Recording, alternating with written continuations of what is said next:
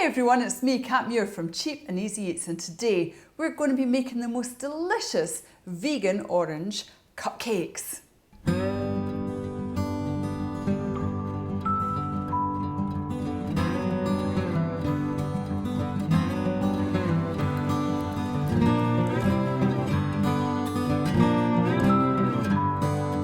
Well, today we're going to be making really delicious orange vegan cupcakes. And vegan cakes, sometimes I don't really like them when I've been out places and I've bought them because there's that kind of blandness with the oil, and I don't like that. So today I'm going to show you how to overcome that and have a really, really tasty, flavourful cake that you're not going to believe at all is vegan because it's so tasty and delicious. So what we're going to use for our vegan cupcakes is 300 ml of orange juice, 100 ml of sunflower oil. Now you can use grapeseed oil or you can use Scottish rapeseed. Today I'm using sunflower, it's a nice light oil. We're going to add a little bit of vanilla extract. I like quite a nice quality vanilla extract.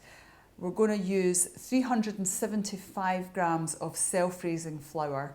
We're going to also use 400 grams of sugar, and we're splitting that between 150 of brown sugar and 200 of caster sugar. We're going to use a teaspoon and a half of baking powder, and it's a heaped teaspoon and a half with a teaspoon of salt. You really need the flavour with the salt. And we're going to grate the rind off of 2 oranges. These are quite small oranges. If you've got a big orange, then you could use that. I'm going to use 2 small ones and a lemon, and that really gives it a nice zing. And we're going to use an apple that we're going to pulverise down into apple puree, and that's why we don't need so much oil. It just makes the cake really moist, really juicy, really, really lovely, flavourful cake. So we're just going to get going, and what I'm going to do is I'm going to start off by sifting all my dry ingredients together. Now, I'm not going to use a sieve. What I'm going to do is just put them in the mixer and just let them beat round very, very slowly while I get the rest of my ingredients together. So I'm going to just start off by putting in my flour,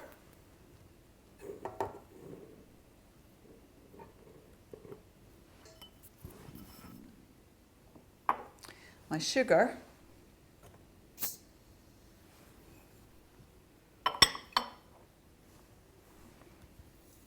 now I like to sift the sugar in with the flour because brown sugar is very, very sticky, and it's much easier if you just sift it all and mix it all together. That way you don't get any grainy kind of lumps later on. So I'm just going to put it down on a 1, number 1. And I'll just let that run around in the background while I'm preparing everything else. So I'm going to prepare my apple. I'm going to peel all the skin off. And you want a nice soft apple to do this. And all I'm doing is just taking the core out, everything to be nice and smooth. Now, I've got a little brawn, and it's just gonna, it's too small an amount to put in the big blender. So I'm just gonna use a little thing like this. You know, you can use like a coffee grinder or something small, or you can just cut it really small, mash it up over the heat. But because it's getting cooked anyway, I just like to do this raw. And I used to do this for my kids when they were little, when they first started eating solid food. I would just puree it all up. And it's very, very quick if you've got a little hand blender. You can just check on it, give it a little shake. A little shake, little knockdown.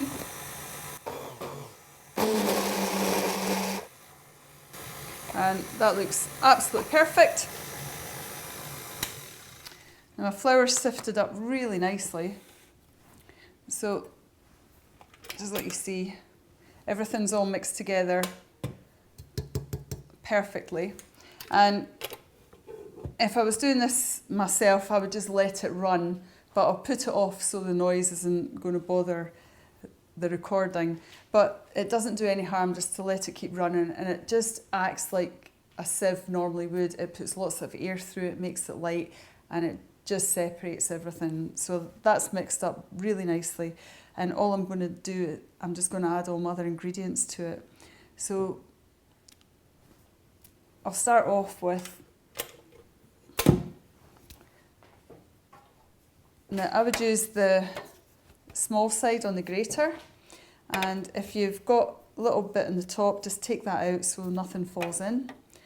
Now you don't want to grate it all the way down to the white pith because that's very bitter. You just really want to get all that lovely orange rind, and it just gives it such an intense flavour. So you can see that I don't take it right down to the white, I just want to get the orange. And I've washed these really well beforehand. And then afterwards, I'll probably just cut them up and juice them. Because once you've taken the outer layer of skin off, they go quite hard. So you have to eat them fairly quickly. And what will happen quite a lot when you're grating the orange, you'll find that there's quite a lot actually in the inside, and you just want to get that scraped out. You just watch your fingers when you do this. It's quite easy to do yourself a little bit of a mischief. And the reason that I grate it over the flour is because all the oils from the orange tend to squirt out the way, and if you grate it onto something else, you kind of lose that extra zesty flavour. There we go, lovely.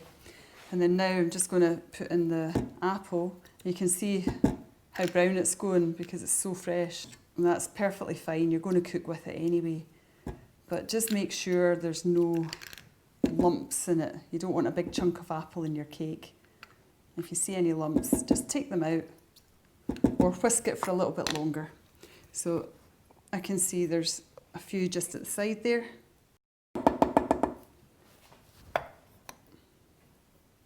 What we're going to do is put in our orange juice,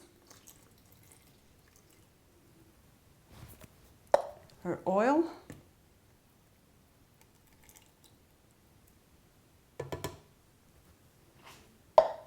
a little bit of vanilla,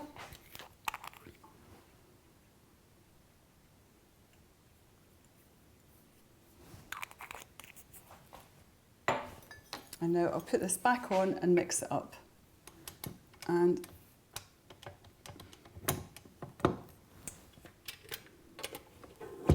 I'm going to preheat my oven while this is mixing to 165 degrees Celsius.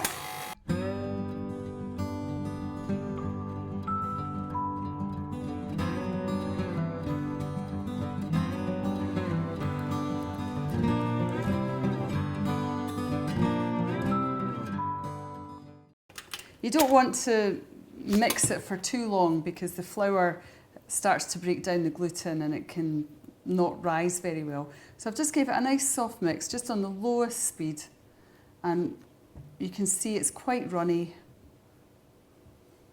And because there's no eggs or anything in it, you can actually taste it. That's just, oh my goodness, it's so full of flavour. You really have to try this. It's absolutely incredible. So I'm just going to scrape as much off as I can of the batter. So all I'm going to do is I'm going to pour batter in here. And you don't want to overfill them because they'll just rise up and go all over the tray. And if you want to put more topping on them, then you could make them smaller so that you can fit extra icing in the top. You can really do anything you want with them.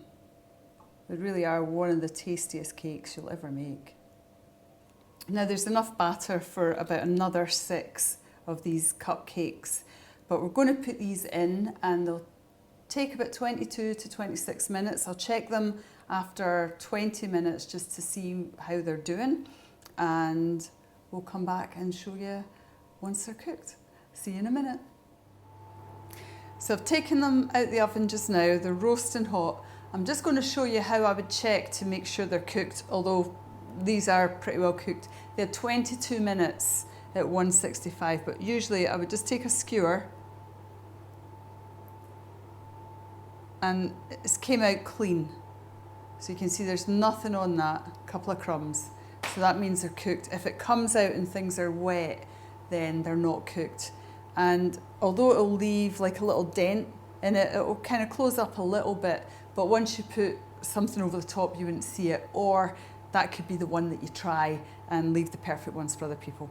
So that's kind of them. What I'm going to do is I'm going to take one out and I'm going to taste it, because it's so gorgeous and delicious. And especially when they're warm, they're just really tasty little cakes. So you, my little friend, are the sacrificial lamb. Let me just take this one out. So you can see it's all the way up to the top of the cupcake. I just want to see how light and gorgeous this cake is. Now look at that. Like really, look how spongy and light that is. And it's so gorgeous. It really is. I'm going to just rip a little bit out. It's so warm.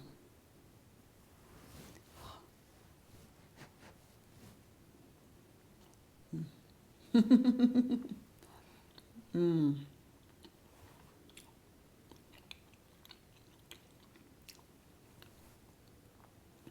That cake is so full of flavour. It's so light and spongy, and it's just absolutely stunning. You would never know that that wasn't a cake made with eggs and butter. Mm. It's so full of flavour, it's delicious. And when they're cool, you can top them with any kind of topping you want. I've actually whipped up some coconut cream, and I'm going to top mine with that a little bit later, but you could just use some icing sugar, maybe grate a little bit of orange zest, put a little bit of orange juice in, and put that on the top, and that would be perfectly fine as well. But these are absolutely gorgeous. I better just taste another little bit just before we go, just to make sure they're absolutely 100% okay. Anyway, I really hope that you're going to try this out and make this cake. It's absolutely gorgeous, full of flavour, and I'll see you in the next one. Take care. I'm Kat Muir, Cheap and Easy Eats. Bye.